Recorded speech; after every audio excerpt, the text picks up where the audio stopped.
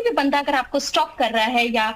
आपको लग रहा है कि मेरे लिए ये बहुत बड़ी परेशानी क्रिएट कर रहा है या हो सकती है, तो उसके प्रोफाइल को रिपोर्ट करें और त्वरित प्रभाव से साइबर जो सेल है उसमें जाएं। सेकंड, अगर हम लोग देखें तो महिलाओं के प्रति ये क्राइम क्यों होते हैं, तो कहीं ना कहीं इसका दो सबसे बड़ा अगर हम लोग सिस्टम देखें तो माइंडसेट इसमें बहुत बड़ा रोल प्ले करता है कि जो पुरुष है हमारे पेट्रियार्कल सोसाइटी में महिलाओं को हमने हमेशा से वंचित वर्ग समझा है, और जो पुरुष है उसको सबसे बड़ी चीज जो सोसाइटी में मुझे बच्चियों के बीच में काम करते हुए समझ में आई है कि पुरुषों को ना नहीं पसंद है, पुरुषों को आज भी महिला और जो लड़कियां हैं उनके नो की रिस्पेक्ट नहीं करनी आती है। तो पुरुषों को हमने ये बेटी बचाओ बेटी पढ़ाओ का नारा बनाया है, उसमें हम लोगों को ये भी समझना चाहिए, एक नारा ऐसे पुरुषों और लड़कों के लिए, पेरेंट्स के लिए, कि बेटे को समझाओ वरना थप्पड़ लगाओ। अगर बच्चा आपका नहीं समझ रहा है, अगर ऐसी वो गलतियां करता है, तो उसको भी थोड़ा सा डांटना चाहिए, उसको भी समझाना चाहिए, क्योंकि कोई भी व्यक्ति जिसका क्रिमिनल माइंडसेट होता है और जो ये सारी चीजें करता है, वो बचपन से कोई भी ऐसा नहीं पैदा होता। उसका जो एटमॉस्फेयर होता है, उसकी जो अपब्रिंगिंग होती है, वो कहीं ना कहीं उसका ये माइंडसेट बनाती है, और वो अपने घर नहीं देखता है कि जो उसके फादर है या उसके आसपास की महिलाएं हैं उनको कैसे ट्रीट किया जा रहा है, और उसके अंदर एक माइंडसेट बन जाता है कि महिलाएं जो है वो तो दोयम दर्जे पे है, उनकी ना की कोई नहीं होती है, या हम उनको कैसे भी चाहे वैसे ट्रीट कर सकते हैं, या बोलते हैं कि पेट्रियार्की में हम हमेशा अपनी पावर उनको शो करना चाहते हैं कि हम आपसे सर्वोच्च हैं और आप हमारे अधीन हैं। तो इस माइंडसेट को चेंज करने की जरूरत है। थर्ड, हम लोग गवर्नमेंट की बात करते हैं, गवर्नमेंट की लेवल पे बहुत ज्यादा जरूरी है कि अवेयरनेस फैलाई जाए। देखिए, आज अगर मैं अपनी भी बात करूं तो मुझे भी बहुत सारी चीजें साइबर अपराध से लेके नहीं पता, और एक नॉर्मल प्रवृत्ति जो हर इंसान में होती है कि हम लोग जो भी टूल है हमारे पास में, वेदर वो लैपटॉप हो, फोन हो, हम उसको बहुत इजीली यूज करते हैं, और हम लोगों का एक माइंडसेट क्या होता है, अरे मेरे साथ थोड़ी हो सकता है। आपको ये समझना पड़ेगा कि कोई भी जो अपराध है ना, उसकी कोई डेट नहीं होती है, उसका कोई पता नहीं होता है, वो किसी के साथ भी हो सकता है। तो पहले से ही सतर्क रहें, आपकी सुरक्षा आपके हाथ है। सेकेंड थिंग जो मैंने बोला कि बृहद पैमाने पे जो अवेयरनेस है वो दोनों लेवल पे होनी चाहिए, हम आमजन में, महिलाओं में, बच्चों में, कि देखिए आपके साथ ये हो सकता है, और इन प्राइवेसी का आपको ध्यान रखना है, और गवर्नमेंट ने ये लॉज एंड पॉलिसीज आपके लिए बनाई है। और दूसरे जो ऑर्गेनाइजेशन, जो व्यक्ति, चाहे वो हमारा पुलिस महकमा हो या जो भी साइबर क्राइम से जो डील कर रहे हैं, उनको टाइम टू टाइम हमें ट्रेनिंग्स देने की जरूरत है। थर्ड, लॉज को ज्यादा स्ट्रांग करने की जरूरत है, क्योंकि हम लोगों ने साइबर क्राइम को उतना प्रायोरिटी पे रखा नहीं है। एंड मॉनिटरिंग जो सिस्टम है, जो इम्प्लीमेंटेशन है, वो बहुत जरूरी है, क्योंकि हमारे जो पुरानी एक्सपीरियंसेस है वो हमें ये सिखाते हैं कि सिर्फ लॉस को बना देना ही पर्याप्त नहीं होता है। लॉस का इम्प्लीमेंटेशन जब तक नहीं होगा तब तक हम किसी भी चीज को रोक नहीं पाएंगे, और जो हमारा विजन है और जो पर्पस है वो कभी भी हमें मिल नहीं पाएगा। तो हमें तीनों लेवल पे काम करने की जरूरत है, सारे स्टेक होल्डर्स को इन्वॉल्व करने की जरूरत है। लेकिन भाग्यश्री जी,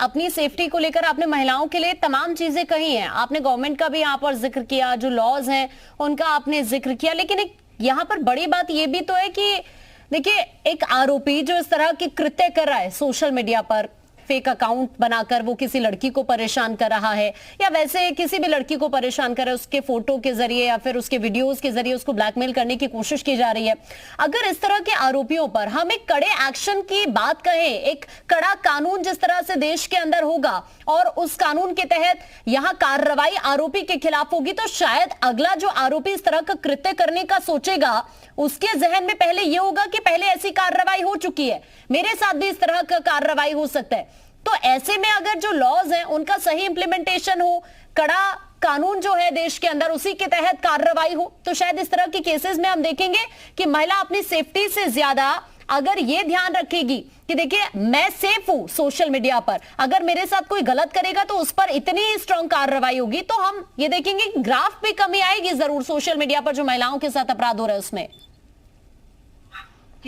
देखिए, मैं यहाँ पे एक चीज कहना चाहूंगी, बिल्कुल सही की कि जब तक हम लोग एग्जाम्पल्स नहीं प्रेजेंट करेंगे ये चीजें होती रहेंगी, लेकिन यहाँ पे दो चीजें हमें समझने की जरूरत है। जो व्यक्ति क्राइम करता है वो ऐसा करता क्यों है, और सेकेंड, अगर उसने कर दिया तो हमें गवर्नमेंट जो वेलफेयर स्टेट है उसका मोटिव ही ये है, कल्याणकारी राज्य है, कि जो जनता के कल्याण के लिए बनी है। तो ये बात तो बिल्कुल सही है कि ऐसी चीजें, ऐसे जो अपराध होते हैं उनके लिए लॉज बहुत स्ट्रांग होनी चाहिए, और आपको एग्जाम्पल प्रस्तुत करना पड़ेगा। ऐसा नहीं कि आपने लॉज बना के छोड़ दिया, लेकिन साथ ही साथ ये भी तो समझने की जरूरत है कि जो व्यक्ति महिला की फेक आईडी बना रहा है, उसको स्टॉक कर रहा है, उसकी जो तस्वीरें हैं उन अश्लील तस्वीरों को प्रस्तुत कर रहा है, उसका माइंडसेट क्या है, वो माइंडसेट कैसे बना। तो मैंने जैसा कहा सभी स्टेक होल्डर्स को काम करने की जरूरत है। जो पेरेंट्स है उनको अपने बच्चों को ये समझाना होगा कि हमें सिर्फ अपनी ही बेटियों की, अपनी ही बहनों की रिस्पेक्ट नहीं करनी है, दूसरी महिलाओं की भी अपनी एक रिस्पेक्ट होती है। तो अगर हम लोग कोई भी अवेयरनेस कार्यक्रम कर रहे हैं, चाहे वो स्कूल लेवल पे कर रहे हैं, कॉलेज लेवल पे, उनमें हमें सिर्फ महिला और बच्चियों को इंक्लूड नहीं करना। हमारे अवेयरनेस कार्यक्रम की सबसे बड़ी विडंबना ये है कि अगर हम लोग विमेन एम्पावरमेंट की बात करते हैं तो हम लोग सिर्फ स्पेशली महिलाओं पे फोकस करते हैं। विमेन एम्पावरमेंट तब तक नहीं आएगा जब तक एक सशक्त पिता नहीं होगा, सशक्त भाई नहीं होगा और सशक्त पति नहीं होगा। तो जरूरी है कि अगर लोगों को माइंडसेट चेंज करना है साइबर क्राइम जैसे अपराधों के लिए, तो हमें ग्राउंड रियलिटी पे अवेयरनेस जनरेट करने की जरूरत है। पेरेंट्स को जो कोड ऑफ कंडक्ट अपनी बेटियों के लिए बनाते हैं, सच कोड ऑफ कंडक्ट बेटों के लिए भी बनाने की जरूरत है। हमें सभी पैमाने पे लड़कियों के साथ लड़कों को भी इंक्लूड करने की जरूरत है, ताकि हम उन्हें सिखा पाए कि लड़कियों की ना इज्जत कैसे की जाए। हाँ, Then only stop all these things. ठीक है ज्योति जी, आपसे मेरा सवाल है, देखिए अगर इस तरह के कृत्य हो रहे हैं तो ये भी हमें कहना होगा कि जो ऐसा करने की सोच रहा है, फेक अकाउंट बना के किसी लड़की को परेशान करने की सोच रहा है या उसको फंसाने की सोच रहा है, ब्लैकमेल करने की सोच रहा है कि वो अगर मेरे चंगुल में नहीं फंसती तो मैं ऐसा कर दूंगा, तो ये कहीं ना कहीं ये दर्शाता है कि उस शख्स के अंदर डर नहीं है, उस शख्स के अंदर ये टेंशन नहीं है कि मेरे ऊपर ये कार्रवाई हो सकती है। ये भी तो एक बड़ा लूप होल है ना। मैं साइबर क्राइम के नाम से मैं ये कहना चाहूँगी कि ये अपराध सिर्फ लड़कियों के साथ ही नहीं, साइबर क्राइम किसी भी लड़के या लड़कियां सबके साथ हो सकती हैं। कभी कभी जो ये चीज़ें आपने क्वेश्चन पूछा कि सिर्फ लड़की लड़की, तो साइबर क्राइम सिर्फ लड़की के साथ नहीं होता, लड़कों के साथ भी होता है। एक ऐसे ही मेरी मेमोरी की घटना है कि एक महिला जो है कि ऐसे ही मतलब वीडियो पे चैट करती रही और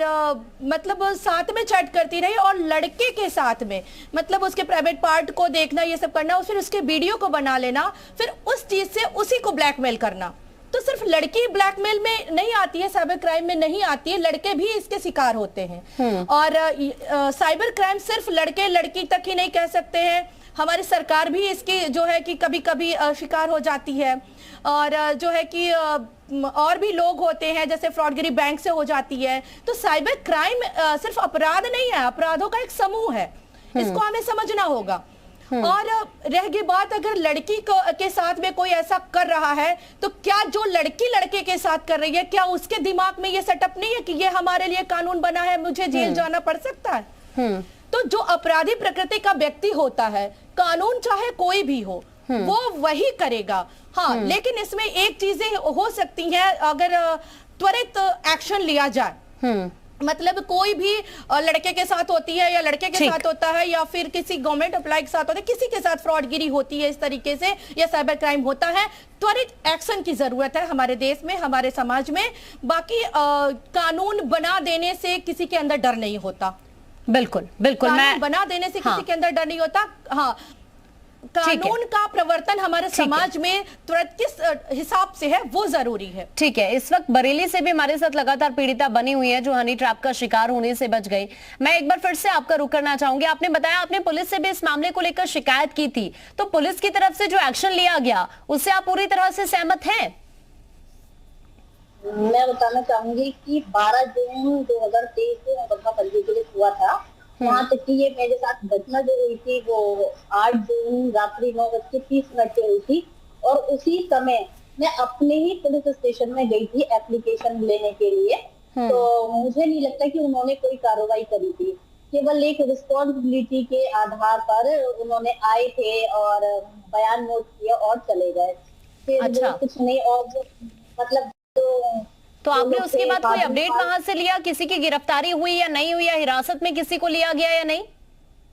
नहीं, मैंने पूछा था लेकिन अभी तक किसी को कोई हिरासत में नहीं लिया गया है और कुछ भी नहीं हुआ है। ठीक है, ठीक है, यही एक बहुत बड़ी लापरवाही है कि देखिए इस तरह के बहुत सारे केसेस हैं जब लड़कियों को फंसाने की कोशिश होती है, पुलिस स्टेशन जाती है, लेकिन आप जैसा ये भी बता रही हैं कि कार्रवाई के नाम पर क्या हुआ। 12 तारीख को इन्होंने शिकायत दर्ज की, लेकिन उसके बावजूद जैसा इनका कहना है कि अभी तक किसी की ना गिरफ्तारी हुई है और ना किसी को हिरासत में लिया गया है। यही एक सबसे बड़ा सवाल सिस्टम पर उठता है, चाहे वो साइबर अपराध हो या फिर महिलाओं के खिलाफ अपराध की हम बात करें। बहुत शुक्रिया आप तीनों का हमारे साथ जुड़ने के लिए और इस चर्चा का हिस्सा बनने के लिए।